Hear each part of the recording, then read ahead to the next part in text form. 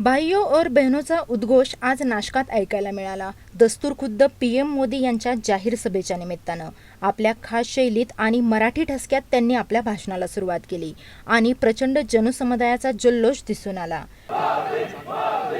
येथे जमलेला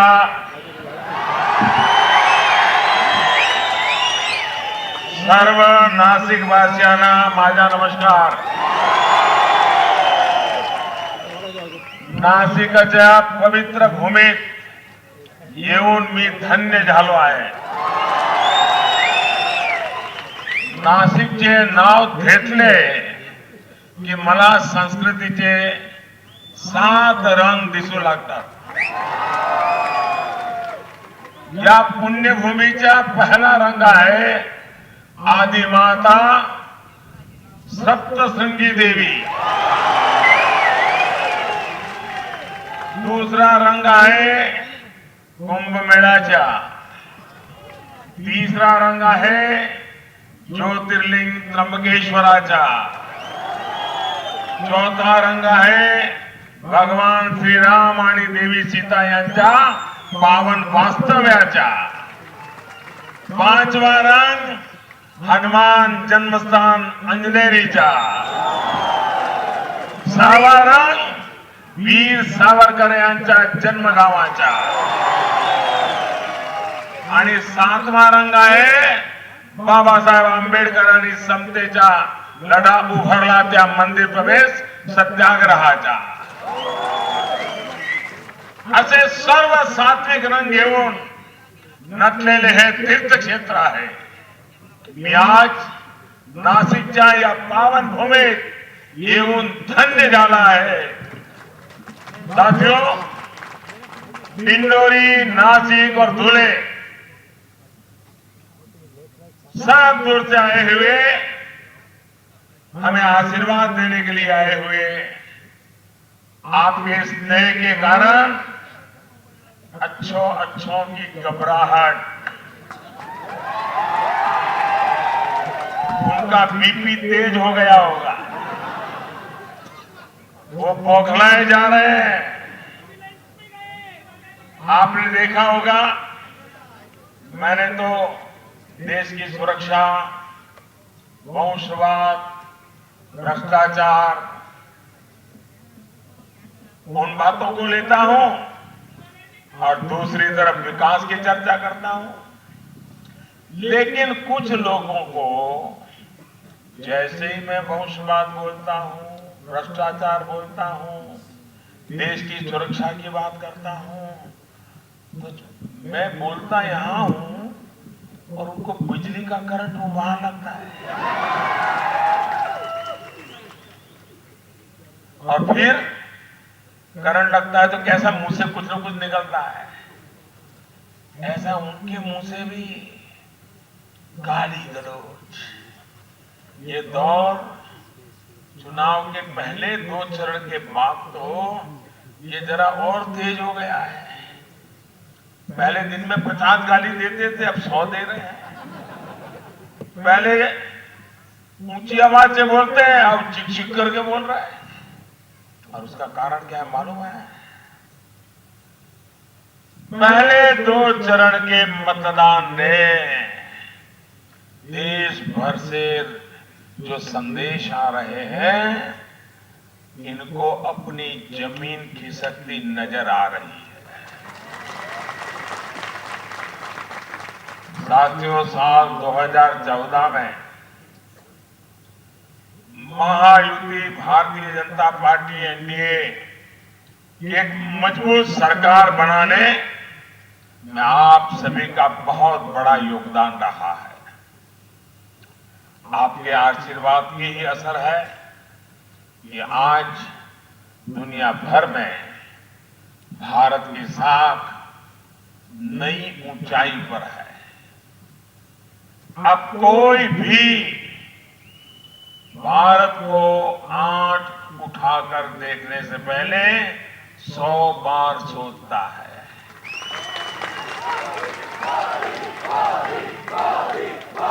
ये आपको सही लगता है मेरी बात? मैंने जो कहा वो सही लगता है आपको? मेरी बात में भरोसा है। आपको अगर याद होगा तो 2013-14 में जब मैं चुनाव लड़ रहा था, पहली बार लोकसभा का चुनाव लड़ रहा था, पहली बार देश के सामने अपनी बात लेकर के गया था, तो सारे देश में और खास करके हमारे दिल्ली में एक जमात है, वो बैठ करके दिन में एक सरकार बनाते हैं और दूसरे दिन गिराते हैं, तो उनके खेल चलते रहते हैं।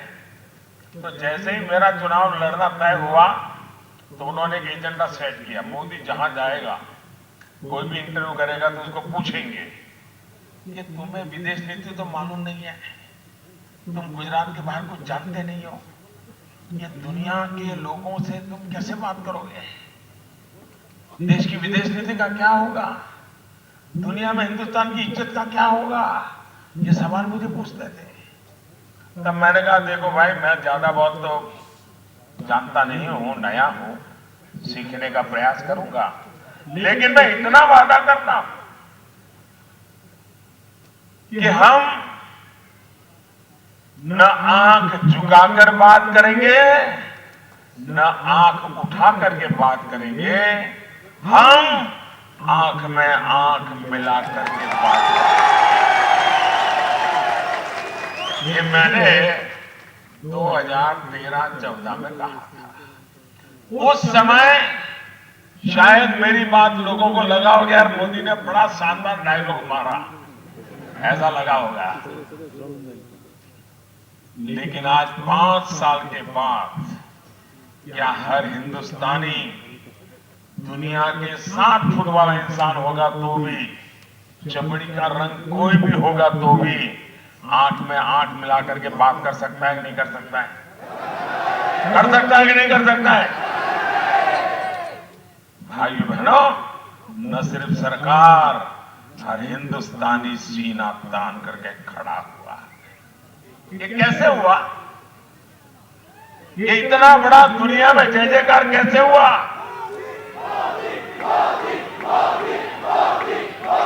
तो इधर कुछ हो नहीं रहा है, ये महिलाएं उधर देख रही हैं,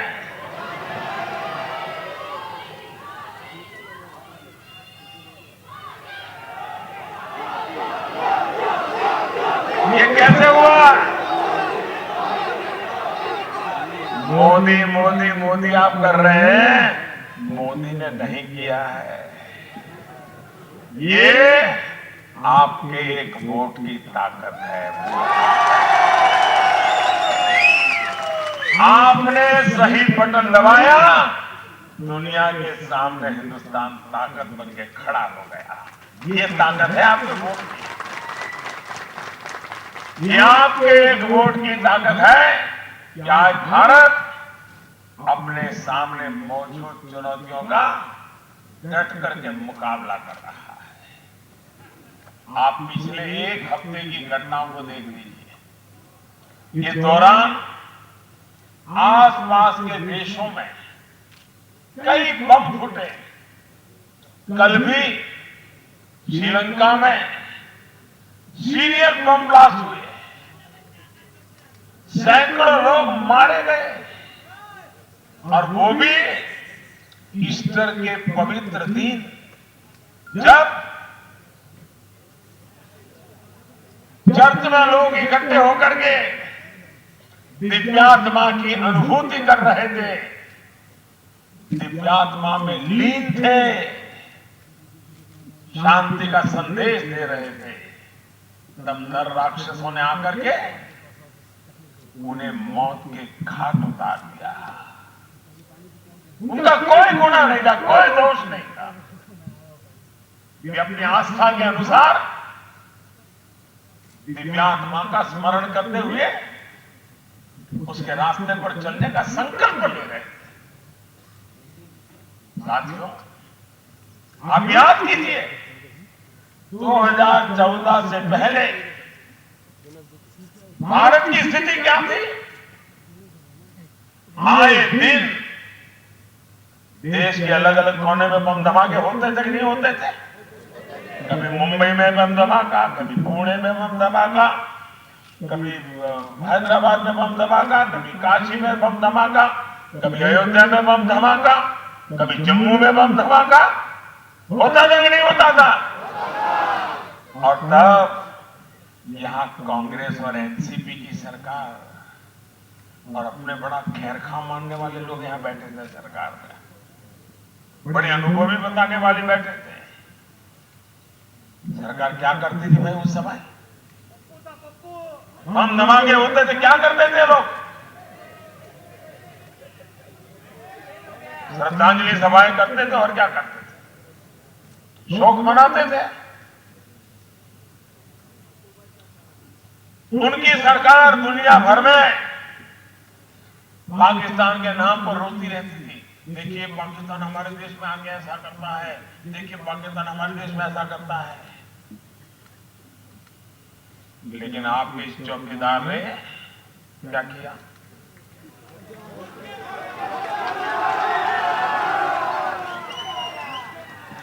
आपके इस चौकीदार ने कांग्रेस एनसीपी सरकारों की इस डरपोक नीति को बदल दिया। हमने आतंकी फैक्ट्री में घुसकर बिना किसी भेदभाव सफा चट करके आ गए। परिणाम आपके सामने। आज आतंकवाद जो कभी हिंदुस्तान के हर कोने में बम धमाका करने की ताकत रखता था, धीरे धीरे सिकुड़ता जम्मू कश्मीर के कुछ ही क्षेत्र में सिमट गया है। और वहां भी कोई हफ्ता ऐसा नहीं जाता है कि हमारे जवानों को खोज करके रात भर गोलियां चलाते हैं और सुबह होते होते खेल पूरा कर देते हैं।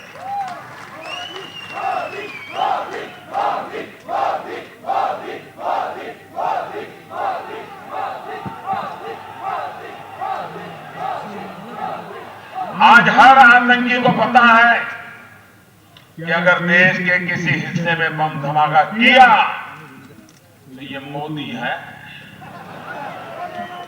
ये उन्हें पाताल में भी खोजकर सजा देगा और उनके आकाओं को भी खत्म करके रहेगा। भाई और बहनों,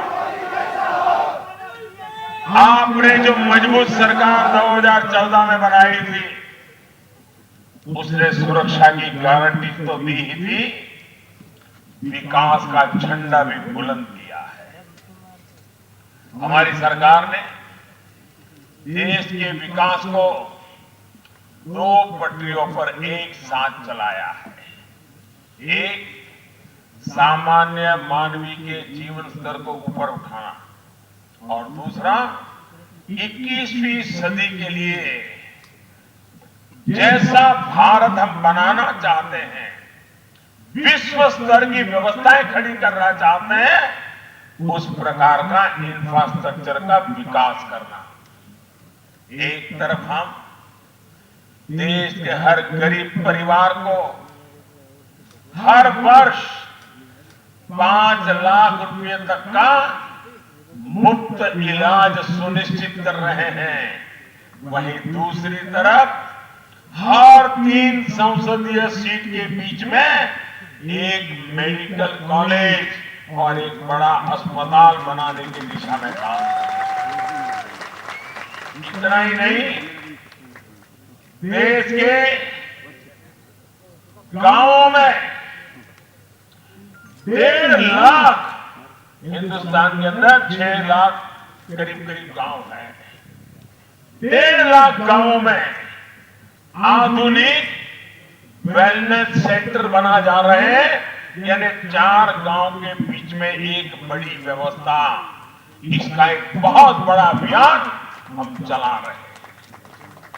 स्वास्थ्य केंद्र भी ऐसे जहां शुरुआती जांच हर प्रकार की हो जाए, और फिर अगर जरूरत पड़े बड़े अस्पताल में जाने की आवश्यकता है, तभी उसको जितना जल्द हो सके पता चले जाए और उसको बड़ी हॉस्पिटल पहुंचाया जाए, ताकि 3 महीने के बाद पता चले, 4 महीने के बाद पता चले बीमारी का, और तब तक बहुत कुछ खो चुका हो, ऐसी परिस्थिति पैदा न हो।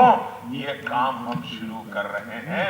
कई गांवों में काम हो चुका है। साथियों, एक तरफ हम तेज गति से गांव-गांव में सड़कें बना रहे हैं, वहीं देश के हर घर को रोशन करने के लिए मुफ्त बिजली कनेक्शन भी दे रहे हैं। एक तरफ हमने हर गरीब के बैंकों में खाते खुलवाए और दूसरी तरफ बैंकों के दरवाजे गरीबों के लिए, किसानों के लिए, पशुपालकों के लिए, मछुआरों के लिए खोल दिए। बिना गारंटी के ऋण आज स्वरोजगार के लिए आसानी से उपलब्ध है। एक तरफ हम डिजिटल लेन देन के लिए देश को प्रोत्साहित कर रहे हैं, वहीं दूसरी तरफ अब गांव-गांव में, डाकघरों में भी, बैंकों में हम बदलाव ला रहे हैं। डाकिए के माध्यम से बैंक की सेवाओं को भी गांव गरीब के दरवाजे पर खड़ा कर रहे हैं। हर से बात डाकियों के वेतन में भी उचित वृद्धि का काम भी हमारी सरकार ने किया है।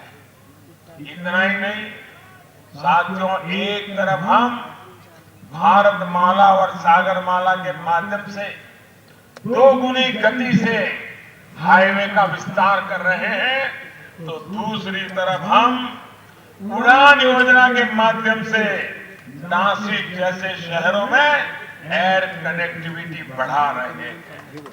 साथियों, नासिक सहित पूरे महाराष्ट्र में समंदर के किनारे जो बंदरगाह से कनेक्टिविटी है, उसको मजबूत करने के लिए 200 से ज्यादा प्रोजेक्ट चल रहे हैं। नासिक को राइट पोर्ट की सुविधा भी मिलनी तय है। नासिक, जालना, वर्धा और सांगली में मल्टी लॉजिस्टिक पार्क बनाए जा रहे हैं। इनसे व्यापार की सुविधा होगी, उद्योग कारखाने लगेंगे, फूड प्रोसेसिंग सेंटर के लिए नए रास्ते खुलेंगे, अंगूर जैसे फलों के एक्सपोर्ट में मदद मिलेगी और युवाओं को नए अवसर भी मिलेंगे। साथियों, देश के हर व्यक्ति तक विकास पहुंचे, ये प्रयास हमने किया है। किसान हो या फिर आदिवासी, जीवन के हर चरण के लिए कुछ ना कुछ किया है। आदिवासी बच्चों की पढ़ाई के लिए देश भर में एकलव्य मॉडल स्कूल खोले जा रहे हैं। आदिवासी युवाओं के खेल कौशल को निखारने के लिए आदिवासी क्षेत्रों में खेल से जुड़ी सुविधाएं बनाई जा रही हैं। आदिवासी हस्तशिल्प का प्रचार प्रसार करने के लिए ऑनलाइन व्यवस्था को मजबूत किया गया है। आदिवासी साथियों की कमाई के लिए वन उपजों को समर्थन मूल्य के दायरे में लाया गया है। वन उपजों का अधिक मूल्य मिले, इसके लिए वन धन केंद्र खोले जा रहे हैं। भाई और बहनों, अपने अन्नदाता, अपने किसानों के लिए हमारी सरकार ने बीज से बाजार तक एक मजबूत व्यवस्था तैयार करने का प्रयास किया है। 22 फसलों का लागत का 1.5 गुना समर्थन मूल्य देने का वादा हमारी सरकार ने पूरा किया है।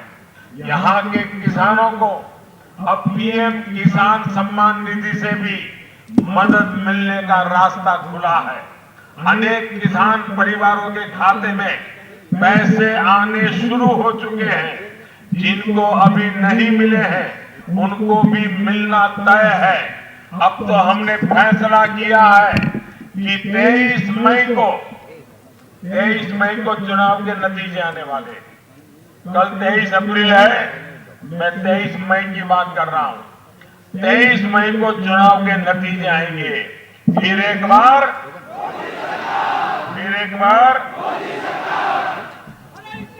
23 मई के बाद जब फिर एक बार मोदी सरकार आएगी तो महाराष्ट्र के सभी किसानों को भी इस मदद पहुंचाई जाएगी।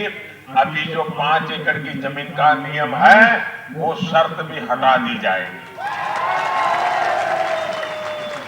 साथियों, यहाँ के प्याज की खेती करने वाले किसानों की सुविधाएं बढ़ाने पर भी सरकार का जोर है।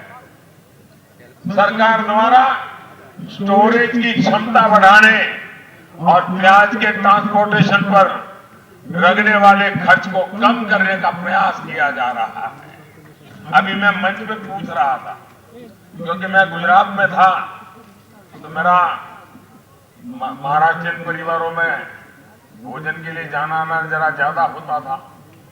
तो साल में एक दिन वो एक त्योहार मनाते थे और उस त्योहार के दिन सबके सब लोग कांदा खाते थे, प्याज खाते थे, हर चीज प्याज की बनती थी पूरा दिन।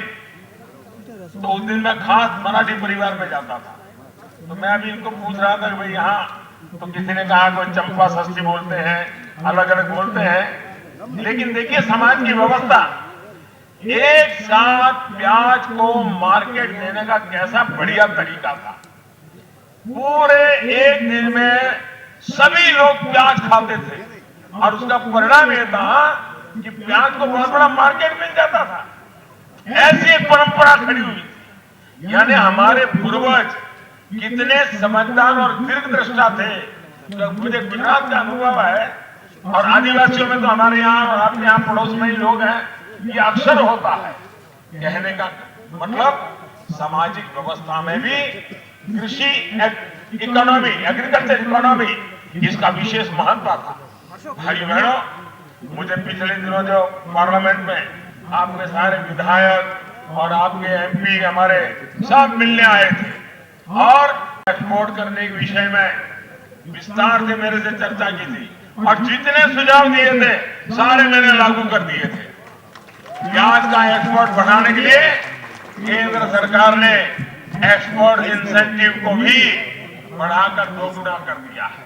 साथियों, कांग्रेस में आपको कांग्रेस की एक चालाकी के बारे में भी बताना चाहता। ये चालाकी ये है कि बिचौलियों को फायदा पहुंचाने के लिए फसलों की कीमत से खेल करना। आपने देखा होगा भाइयों, जैसे ही महंगाई जरा भी बढ़ती है, कांग्रेस अपने दरबारियों को मध्यम वर्ग की गृहिणियों के पास भेज करके इंटरव्यू करवाती है और फिर वो चिल्लाती है, दाम बढ़ गया, दाम बढ़ गया, दाम बढ़ गया, और पूरे देश में चला देते हैं। उस वक्त उसे किसान याद नहीं आता है। और अगर दाम गिर जाते हैं, प्याज के दाम कम हो गए, टमाटर का दाम कम हो गया, तो फिर क्या करते हैं, किसान के पास पहुंच जाते हैं और टीवी पर उनकी बाइट लेते हैं और किसान कहता है देखो हम लूट गए, लूट गए। ये ऐसे बदमाशी करते थे। महंगाई बढ़ी तो हाउसवाइफ को पूछो, अगर प्याज, आलू, टमाटर का दाम गिरा तो किसान को पूछो। लेकिन जो बिचौलिए जो माल खा जाते हैं उनकी बात छुपा देते थे। और आपकी मुसीबत का कारण उपभोक्ता नहीं है, वो तो आवश्यक पैसे देने के लिए हमेशा तैयार होता है। आपकी मुसीबत का कारण किसान का पसीना नहीं है, आपकी मुसीबत का कारण ये बिचौलिए हैं, बिचौलिए। और मोदी ने लड़ाई जो लड़ी है ना, ये बिचौलियों के खिलाफ लड़ी। इतने वर्षों के राज में कांग्रेस ने किसान और उपभोक्ता के बीच सीधा संबंध बनने ही नहीं दिया। अब हमारी सरकार बिचौलियों के राज को खत्म करने के लिए काम कर रही है। जैसे डेयरी सेक्टर में सहकारी संगठन होते हैं, वैसे ही अन्य कृषि सेंटरों में फार्मर प्रोड्यूसर्स ऑर्गेनाइजेशन एफपीओ बनाए जा रहे हैं। देश में 22,000 से ज्यादा ग्रामीण हाटों को विकसित किया जा रहा है। ये काम किसानों और ग्राहकों के बीच की दूरी को खत्म करेंगे और किसानों को उसकी मेहनत की उचित कीमत मिलेगी। साथियों, मुझे बताया गया है कि कांग्रेस यहां नदियों के पानी को लेकर के तरह तरह की अफवाह फैला रही है। लोगों से झूठ बोल करके उन्हें गुमराह करके वोट पाने का एक कांग्रेस का बहुत पुराना तरीका है। मैं इस क्षेत्र के लोगों से स्पष्ट कर देना चाहता हूं कि आप लोगों की इच्छा के खिलाफ कोई कुछ नहीं करेगा और न ही कुछ कर पाएगा। ये मैं आपको सार्वजनिक रूप से वादा करता हूं। इसलिए जो कांग्रेस अफवाहें फैला रही है, इतना ही नहीं, एचएएल के लेकर अफवाहें फैलाए रहे। अरे तुमने तो उसका गला घोंट दिया, सारे एचएएल को खत्म कर दिया। हमने मेक इन इंडिया की तरह डिफेंस के हर चीज के उत्पादन बढ़ा दिया है, नए नए डिफेंस कॉरिडोर बना रहे हैं। हम तो ताकत देने वाले हैं और मेरे शब्द लिख रखिए, 10 साल के भीतर भीतर इसकी ताकत 2 गुना 3 गुना होकर के रहने वाली है। साथियों, देश की सुरक्षा, सम्मान और स्वाभिमान की चौकीदारी आपके हाथ में है। आपको इस चौकीदार को मजबूत करना है। डिंडोरी और झूले में कमल के निशान पर और नासिक में धनुष बाण पर बटन दबाएंगे तो आपका हर वोट मोदी के खाते में आएगा। भाइयों बहनों, आप मुझे कहिए, हमारा देश मजबूत होना चाहिए कि नहीं होना चाहिए? आज की दुनिया में देश मजबूत होना जरूरी है कि नहीं है? मजबूत देश के लिए मजबूत सरकार चाहिए कि नहीं चाहिए? मजबूत सरकार चाहिए कि नहीं चाहिए? और मजबूत देश की सरकार चलाने के लिए मजबूत प्रधानमंत्री भी होना चाहिए कि नहीं होना चाहिए? मुझे बताइए, आज ये जितने चेहरे आप देख रहे हो, उसमें मजबूती किसके पर भरोसा है आपका? किस पर भरोसा है? गांव में किसी को भी पूछ लीजिए किस पर भरोसा है, तो जिस पर भरोसा है उसको देश का कमान दोगे कि जिस पर भरोसा ही नहीं है उस पर प्रयोग करोगे? आपको जिस पर भरोसा है उसकी ताकत बढ़ानी चाहिए कि नहीं बढ़ानी चाहिए? इस चौकीदार को मजबूत करना चाहिए कि नहीं करना चाहिए? हर हिंदुस्तानी चौकीदार बनना चाहिए कि नहीं बनना चाहिए? आप मेरे साथ संकल्प लेंगे, संकल्प लेंगे, दोनों हाथ ऊपर करके पूरी ताकत से बोलेंगे। मैं बोलूंगा, उसके बाद आपको बोलना है चौकीदार। क्या बोलना है? क्या बोलना है? आप, मैं बोलूंगा, आप बोलिए। गांव गांव है, गांव गांव है, भ्रष्टाचार खिलाफ लड़ाई में पूरा हिंदुस्तान, पूरा हिंदुस्तान, पूरा हिंदुस्तान, भारत माता की, भारत माता की। या सभेला नाशिक जिल्हावासियांचा प्रतिसाद पाहायला मिळाला। यावेळी मुख्यमंत्री देवेंद्र फडणवीस, केंद्रीय मंत्री रामदास आठवले, महायुतीचे उमेदवार हेमंत गोडसे, भारती पवार यांसह महायुतीचे नेते व्यासपीठावर उपस्थित होते। वेद न्यूजसाठी सिनियर करस्पॉन्डंट अनिल गुंजाळ, पिंपळगाव, बसवंत।